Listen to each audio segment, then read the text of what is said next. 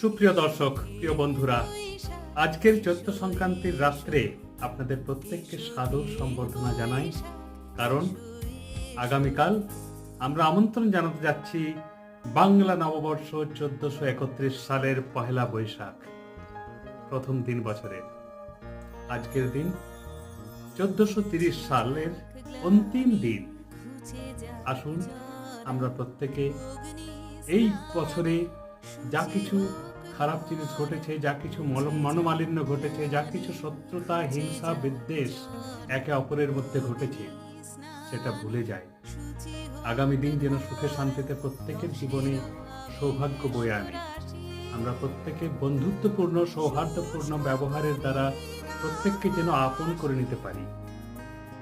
1431 সাল স্বাগত। মুছে যাক পুরনো বছরের সমস্ত গ্লানি, দুর্দশা।